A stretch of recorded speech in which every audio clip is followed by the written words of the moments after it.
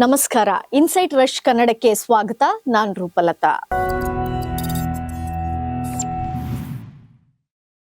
ಪ್ರಧಾನಿ ನರೇಂದ್ರ ಮೋದಿ ಅವರು ಈ ಹಿಂದೆ ಅನಾವಶ್ಯಕವಾಗಿ ವಿದೇಶಿ ಪ್ರವಾಸ ಮಾಡಬೇಡಿ ಅಂತ ಕೇಳ್ಕೊಂಡಿದ್ರು. ಅದಾಗಿ 3-4 ದಿನಕ್ಕೆ ಖುದ್ದು ಪ್ರಧಾನಿಗಳೇ ಒಂದಲ್ಲ ಅಂತ 5 ದೇಶಗಳಿಗೆ ಪ್ರವಾಸ ಹೊರಟು ನಿಂತ್ರು.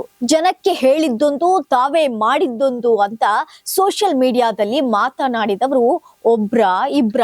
ಆದ್ರೆ ನಾವೀಗ ಅಸಲಿಗೆ ಮೋದಿ ಫಾರಿನ್ ವಿಸಿಟ್ ಯಾಕೆ ಹೋದ್ರು, ಅಲ್ಲೇನಾಯ್ತು ಡಿಟೇಲ್ ಆಗಿ ಹೇಳ್ತೀನಿ. ಮೇ 15, 2026 UAE ಆಕಾಶದಲ್ಲಿ ಅದ್ಭುತವೇ ನಡೆದಿತ್ತು.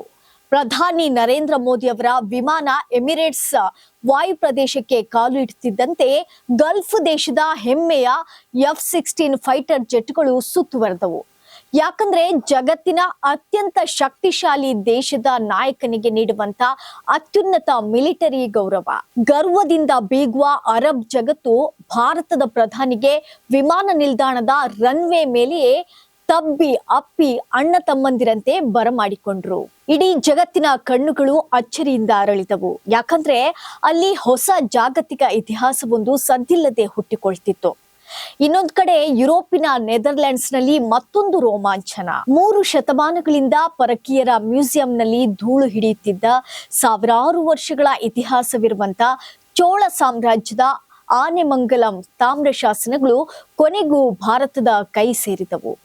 ಡಚ್ ಪ್ರಧಾನಿ ಸ್ವತಃ ನಿಂತು ಆ ತಾಮ್ರದ ಫಲಕಗಳನ್ನ ಹಸ್ತಾಂತರಿಸಿದ್ರು.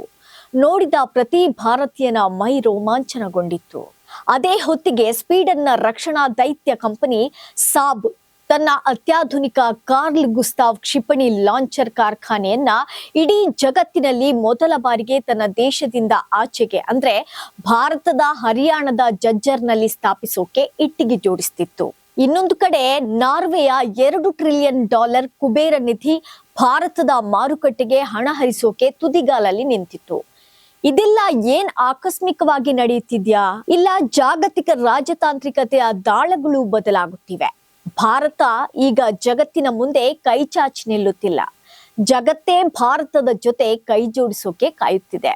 ಅಮೆರಿಕ, ಇಸ್ರೇಲ್ ಮತ್ತು ಇರಾನ್ ನಡುವಿನ ಯುದ್ಧದ ಕಿಡಿ ಸ್ಟ್ರೇಟ್ ಆಫ್ ಹಾರ್ಮುಜ್ ಜಲಸಂಧಿಯನ್ನ ಸಂಪೂರ್ಣವಾಗಿ ಬೂದಿ ಮಾಡಿದೆ.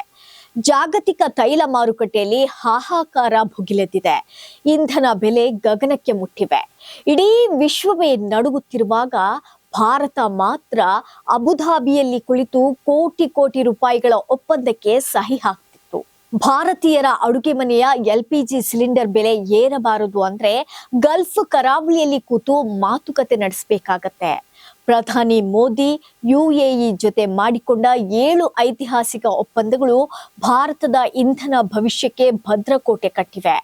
ಮಂಗಳೂರು, ಪಡೂರು ಮತ್ತು ವಿಶಾಖಪಟ್ಟಣಂನಲ್ಲಿರುವಂತಹ ಭಾರತದ ಭೂಗತ ತೈಲ ನಿಕ್ಷೇಪಗಳನ್ನ ವಿಸ್ತರಿಸಲು Abu Dhabi national oil company ADNOC ಕೈ ಜೋಡಿಸಿದೆ. ನಾಳೆ ಇಡೀ ಗಲ್ಫ್ ಪ್ರಪಂಚ ಯುದ್ಧದ ಜ್ವಾಲೆಯಲ್ಲಿ ಬೆಂದು ಹೋದ್ರೂ ಕೂಡ ಭಾರತದ ಇಂಧನ ಪೂರೈಕೆಗೆ ಧಕ್ಕೆ ಬಾರದಂತೆ ಬಫರ್ ವ್ಯವಸ್ಥೆ ಸಿದ್ಧವಾಗಿದೆ. ಇದಿಷ್ಟೇ ಅಲ್ಲ, ಬರೋಬ್ಬರಿ 42,000 ಕೋಟಿ ರೂಪಾಯಿಗಳ ಬಂಡವಾಳ ಹೂಡಿಕೆ ಭಾರತದ ಇನ್ಫ್ರಾಸ್ಟ್ರಕ್ಚರ್ ಮತ್ತು ಬ್ಯಾಂಕಿಂಗ್ ವಲಯಕ್ಕೆ ಹರಿಯಲು ಒಪ್ಪಿಗೆ ಸಿಕ್ಕಿದೆ. 45 ಲಕ್ಷಕ್ಕೂ ಹೆಚ್ಚು ಭಾರತೀಯರು ನೆಲೆಸಿರೋ UAE ಈಗ ಬರೀ ತೈಲ ಮಾರೋ ವ್ಯಾಪಾರಿಯಲ್ಲ, ಸಂಕಷ್ಟದ ಸಮಯದಲ್ಲಿ ನೆರವಾಗುವ ನೆಂಟನಾಗಿ ನಿಂತಿದೆ. ನೆದರ್ಲ್ಯಾಂಡ್ಸಿನ ಲೈಡೆನ್ ಯೂನಿವರ್ಸಿಟಿಯಲ್ಲಿ 300 ವರ್ಷಗಳ ಕಾಲ ಬಂಧಿಯಾಗಿದ್ದ ನಮ್ಮ ಇತಿಹಾಸವನ್ನು ರಾಜತಾಂತ್ರಿಕತೆಯ ಬಲದಿಂದ ಮರಳಿ ತಾಯ್ನಾಡಿಗೆ ತಂದಿದ್ದಾರೆ. ಭಾರತದ ಸಾಂಸ್ಕೃತಿಕ ಸ್ವಾಭಿಮಾನಕ್ಕೆ ಹೊಸ ಮೆರುಗು ಸಿಕ್ಕಂತಾಗಿದೆ. ಬ್ರಿಟನ್ ಇನ್ನು ಕೊಹಿನೂರ್ ವಜ್ರ ಕೊಡಲು ಹಿಂಜರಿಯುತ್ತಿರಬಹುದು, ಆದ್ರೆ ನೆದರ್ಲ್ಯಾಂಡ್ಸ್ ಮಾತ್ರ ಭಾರತದ ಶಕ್ತಿಗೆ ತಲೆಬಾಗಿ ಇತಿಹಾಸವನ್ನು ಗೌರವದಿಂದ ಒಪ್ಪಿಸಿದೆ. ಆದ್ರೆ ಬರೀ ಇತಿಹಾಸದ ಹೆಮ್ಮೆಯಿಂದ ಭವಿಷ್ಯದ ಹೊಟ್ಟೆ ತುಂಬುವುದಿಲ್ಲ ಅಲ್ವಾ? ಅದಕ್ಕಾಗಿಯೇ ನೆದರ್ಲ್ಯಾಂಡ್ಸ್ ನಲ್ಲಿ ಹೊಸ ಆಟ ಶುರುವಾಗಿದೆ. ಯುರೋಪಿನ ಅತ್ಯಂತ ಪ್ರಭಾವಶಾಲಿ ತಂತ್ರಜ್ಞಾನ ಸಂಸ್ಥೆ ASML ಮತ್ತು ಭಾರತದ ಹೆಮ್ಮೆಯ ಟಾಟಾ ಎಲೆಕ್ಟ್ರಾನಿಕ್ಸ್ ನಡುವೆ ಜಾಗತಿಕ ಮಟ್ಟದ ಮಹತ್ವದ ಒಪ್ಪಂದಕ್ಕೆ ಸಹಿ ಬಿದ್ದಿದೆ.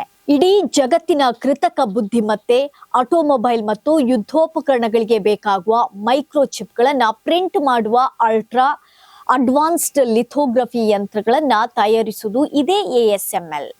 ಈ ತಂತ್ರಜ್ಞಾನ ಯಾರ ಕೈಯಲ್ಲಿರುತ್ತೋ ಅವರೇ ಮುಂದಿನ ಜಗತ್ತಿನ ಅಧಿಪತಿಗಳು.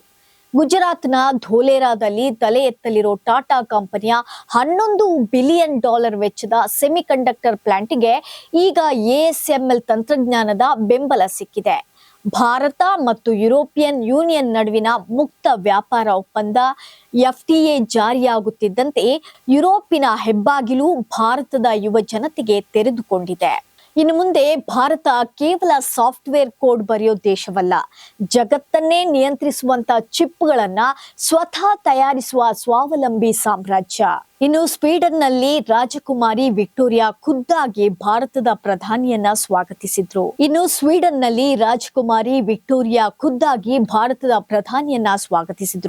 ಈ ಮೂಲಕ ಅಲ್ಲೂ ಹೊಸ ರಾಜತಾಂತ್ರಿಕತೆಯ ಮೈತ್ರಿ ಸೃಷ್ಟಿಯಾಯಿತು.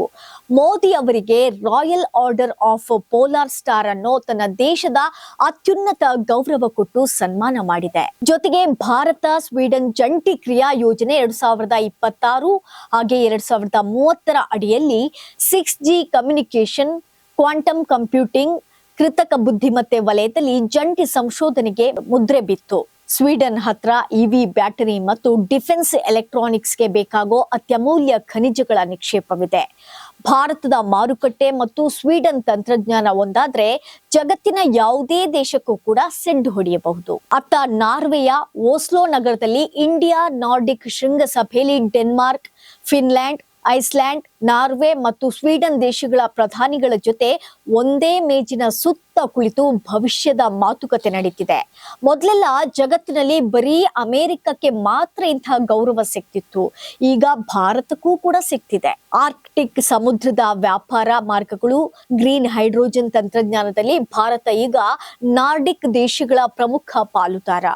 ವಿಶ್ವಸಂಸ್ಥೆಯ ಭದ್ರತಾ ಮಂಡಳಿಯಲ್ಲಿ ಭಾರತಕ್ಕೆ ಕಾಯಂ ಸದಸ್ಯತ್ವ ಸಿಗಬೇಕು ಅಂತ ಎಲ್ಲಾ ದೇಶಗಳು ಒಕ್ಕರಳಿನಿಂದ ಬೆಂಬಲಿಸಿರೋದೇ ಭಾರತದ ರಾಜತಾಂತ್ರಿಕ ಗೆಲುವಿಗೆ ಸಾಕ್ಷಿ.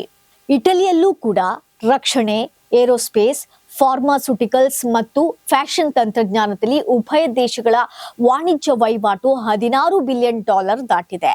ಈ ಭೇಟಿ ಬಳಿಕ ಅದು ಮತ್ತಷ್ಟು ಗಟ್ಟಿಯಾಗಲಿದೆ. ನೆನಪಿಡಿ, ನಾವು ಬದುಕುತ್ತಿರುವುದು ಅತ್ಯಂತ ಅಸ್ಥಿರವಾದಂತ ಕಾಲಘಟ್ಟದಲ್ಲಿ. ಜಗತ್ತು ಒಂದಲ್ಲ ಒಂದು ಯುದ್ಧದ ಭೀತಿಯಲ್ಲಿ ನಡುಗ್ತಾ ಇದೆ. ಇಂತಹ ಸಂದರ್ಭದಲ್ಲಿ ಭಾರತ ಯಾವುದೇ ಒಂದು ಬಣಕ್ಕೆ ಜೈ ಎನ್ನದೆ ತನ್ನದೇ ಆದ ಓನ್ ಐಡೆಂಟಿಟಿ ಉಳಿಸಿಕೊಂಡು ಜಗತ್ತಿನ ಪ್ರತಿಯೊಂದು ಶಕ್ತಿಶಾಲಿ ದೇಶಕ್ಕೂ ಅನಿವಾರ್ಯವಾಗಿ ಬೆಳೆದಿದೆ. ನಮಗೆ ತೈಲ ಭದ್ರತೆಯೂ ಸಿಗ್ತಿದೆ, ಸೆಮಿಕಂಡಕ್ಟರ್ ತಂತ್ರಜ್ಞಾನವೂ ಒಲಿಯುತ್ತಿದೆ. ಇತಿಹಾಸದ ತಾಮ್ರ ಶಾಸನಗಳು ಮರಳಿ ಬರುತ್ತಿವೆ.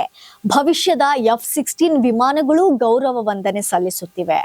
ಒಂದು ಕಾಲದಲ್ಲಿ ಭಾರತವನ್ನ ಬಡತನದ ಸಮಸ್ಯೆಗಳ ದೇಶ ಅಂತ ನೋಡ್ತಿದ್ದ ಜಗತ್ತು ಇವತ್ತು ಭಾರತದ ಒಪ್ಪಿಗೆ ಇಲ್ಲದೆ ಯಾವುದೇ ಜಾಗತಿಕ ನಿರ್ಧಾರ ತೆಗೆದುಕೊಳ್ಳಲು ಸಾಧ್ಯವಿಲ್ಲ ಅನ್ನೋ ಸತ್ಯವನ್ನ ಒಪ್ಪಿಕೊಂಡಿದೆ. ಜಗತ್ತು ಛಿದ್ರವಾಗ್ತಾ ಇದ್ರೆ, ಎಲ್ರೂ ಒಂದೊಂದು ಕಡೆ ಮುಖ ಮಾಡಿಕೊಳ್ತಿದ್ರೆ ಎಲ್ರಿಗೂ ಬೇಕಾದ ಏಕೈಕ ದೇಶವಾಗಿ ಭಾರತ ಹೊರಹೊಮ್ಮಿದೆ.